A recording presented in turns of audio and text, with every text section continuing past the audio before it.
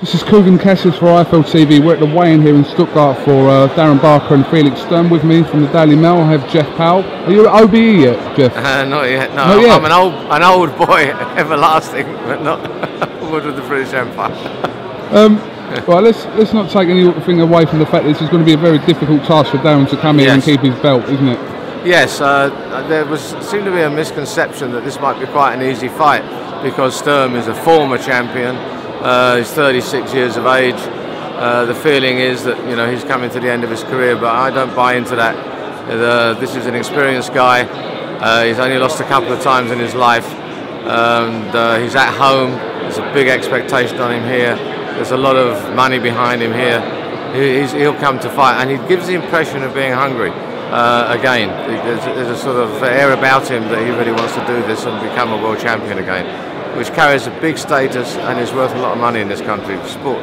This is boom time for sport in Germany, and there's a lot on the line for him. I know we have IBF neutral judges here, so yes. Are you at all concerned about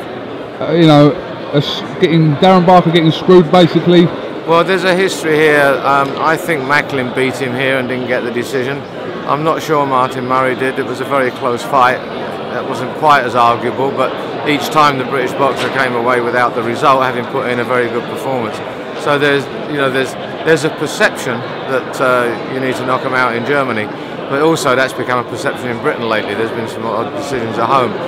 What happens, I think, Peter, there's a lot of conspiracy theories, but what happens is you have a crowd. There's going to be a big German support. There's 1,000 people coming to support Darren, but the noise will be principally German. And the crowd subconsciously affects the judges. The guy throws a punch and the crowd roar. You think maybe it was blocked, maybe it wasn't, but you tend to think, well, it probably landed if there's a big roar from the crowd. If it's quiet when Darren throws a punch, they think, oh, well, did that really land? There's a subconscious effect on judges from a crowd. I don't buy into fixes and conspiracies, but it certainly is a factor in the judging. A few people had their opinion about Darren taking this fight here rather than having the homecoming after the Gill fight, but you understand why he had to come here. Financially, it was more amicable for him. Well, as Eddie Hearn said, he said we either have him at home or he gets an awful lot of money, and he's got an awful lot of money. And we don't forget Darren himself is 31. He's had difficult times with his injuries. I mean, he needs to secure his future. So the financial element's very important to him. People sometimes forget that boxers don't last forever. Your earning span is going to end, probably in Darren's case in what, 3 or 4 years, and he needs to bank as much as he can. He had big chunks out of his career for various reasons, and he needs to make sure that he's financially secure.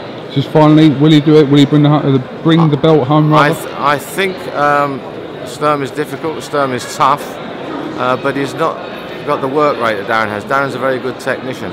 If Darren has acquired the mentality of a champion and feels super confident, I think his work rate, the volume of punches, should be enough to carry him past any minor discrepancy in the judging. All right, Jeff Powell, thank you very much for talking to us, and we look forward to the weigh-in and then fight night tomorrow night. Pleasure, I'm looking forward. Thank you very much. Okay.